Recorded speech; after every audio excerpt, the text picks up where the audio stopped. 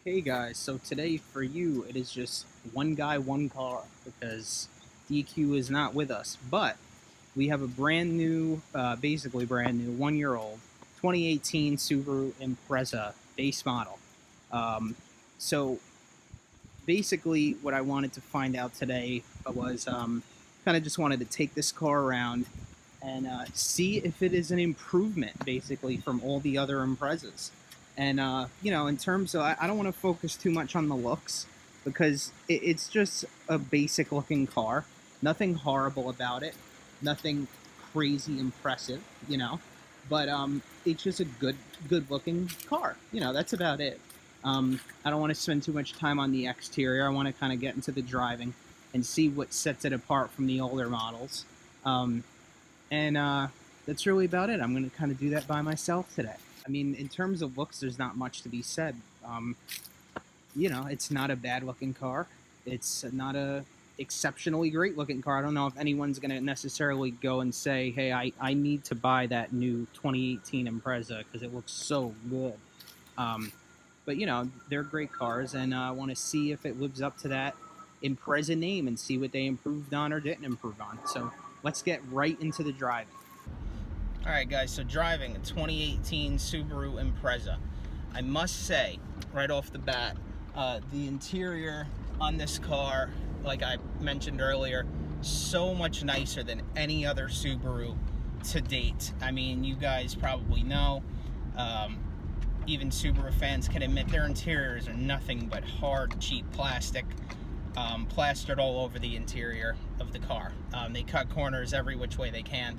This car, I just love the feel of it. The steering wheel's nice. The controls are set up nicely, which I'll show you in a minute. Everything is nice. The carbon fiber trim, I know it's not real carbon fiber.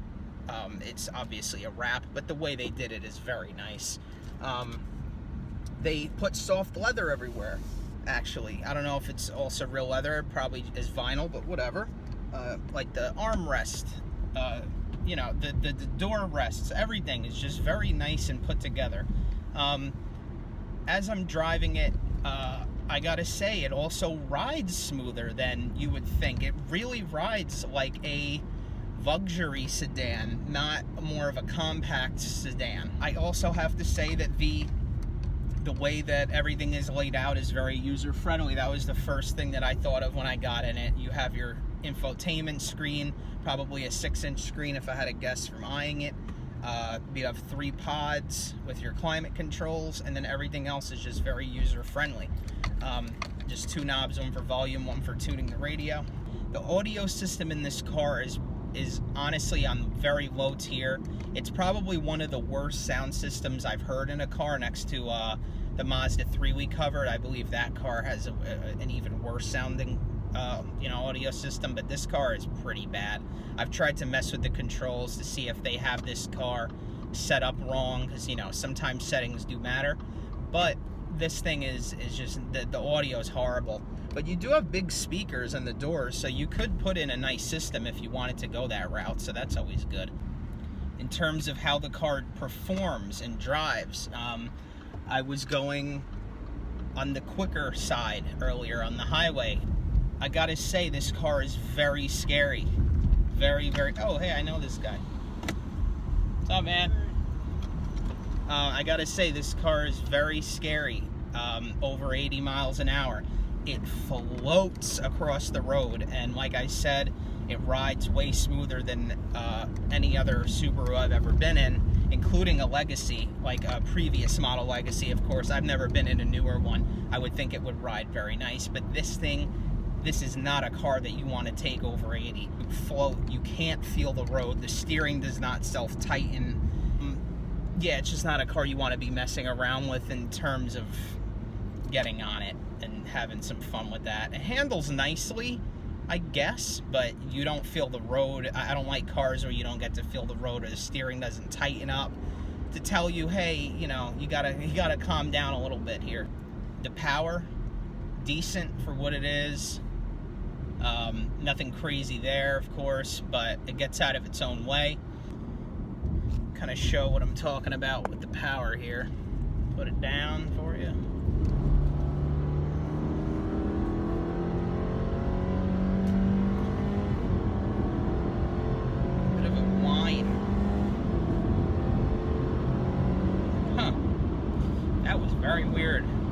That was very weird.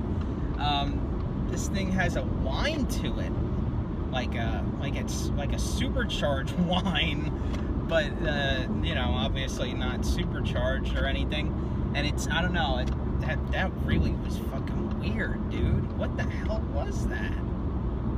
That sounded like I hurt something. That was really weird. Yeah. Anyway, so that whine really made me feel, when I was doing that pull, that whine made me feel like this car is a CVT or something. That was friggin' weird. But it doesn't feel like a CVT. It's shifting, I think. I don't know anymore, man. I'm not good at this stuff. We've gone too far. Technology needs to be reversed. Yeah, I don't know. No, it is a CVT. Oh my god, dude. It is a CVT. As I'm going uphill, I try, you know, there's only so much you could do with an automatic.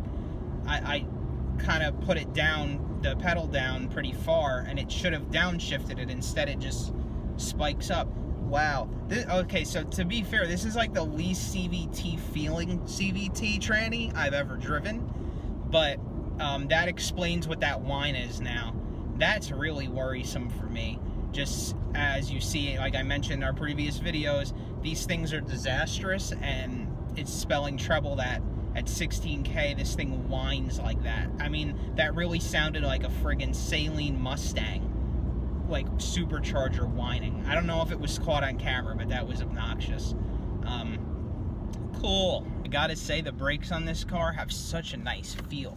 They bite, not right at the very top, but just at the right amount of travel. You know, you get a bite right away, but they're not extra touchy. It's a weird feeling, and hard to explain brakes. You would have to be driving and braking the car to see what I'm talking about. But the brakes on this car feel amazing. Plenty of stopping power from what I'm feeling. I mean, obviously, the main selling point for these cars is the all-wheel drive system that you get. Subaru is, in my opinion, on top with their all-wheel drive systems, right next to like the Quattro, you know, the Audi Quattro systems. But these cars are just so good in the snow. It's really ridiculous. If you haven't been in one of these cars in the snow, then you don't know what I'm talking about. But I mean, we've showed in previous videos what Dylan's Subaru can do in the snow. That's the selling point for these. That's why they're a little pricier, and that's why they hold their value like crazy. You see people selling these cars 20 years old, rusted to nothing, with 200,000 miles for, you know, $6,000. And I mean, they get it. They get that $6,000. People love these cars. They run forever.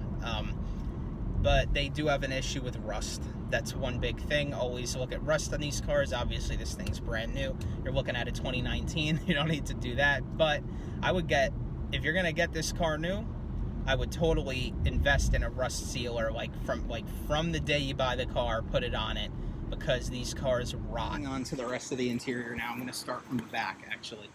So like I was saying, you have these awesome door panels, soft leather, this cool carbon fiber. I know it's not real, like I said before, it's just wrap.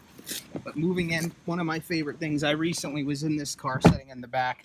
I'm about 5'11", just under 6 foot, so I'm not short by any means, and I can pretty much fill. And I mean, I was just sitting in the front. You see my seats back pretty far. You have a nice amount of legroom in this car. And most old Imprezas, even Impreza wagons, they don't have any legroom at all. But on this car, it's very nice. The view here, as you can see, it's super nice the way they laid this car out. The leather is soft. The seats look nice. Everything's just laid out very nice on this car. They had the slight two-tier dash like they do up there with where you have the temperature and you have your distance till empty and the time. But it's not laid out tacky like in my Honda per se. But yeah, this car's interior is probably my favorite part about it. It's very nice. I'm glad that Subaru's finally deciding to upgrade their game on that. Like I was saying, infotainment screen, the layout, about a 6-inch screen. It's touch, so that's very nice. Get a little boop beep. This car does have Apple CarPlay, I believe, but it's not set up for my phone right now. Like I said, climate controls down here, just 3 symbol pods, and your volume and your tuning, radio, phone apps. It's very simple. I always love that. So yeah, the boot space in this thing, pretty nice. This thing's filled with garbage right now, but that's fine. It kind of gives a world view of what it can do. Wow, this trunk is very big, I gotta say. Very, very big. It goes back nice and far.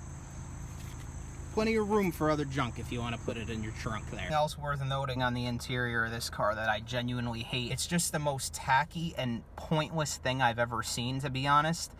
It's a miles per gallon meter. So like when you're driving, if you're not on the gas pedal, if you're coasting down the highway off the throttle, it'll be at, like, you're getting top gas mileage. But once you even tap the pedal, it'll just drop down to like a quarter. And it's just so dumb. Like, you don't need that on a car like this. It makes it feel like, I don't know if anyone's ever rented a U-Haul, like a newer one. They literally have that, so you see what gas mileage you're getting. And it's just, I felt like I was driving a U-Haul. It's just a very dumb option.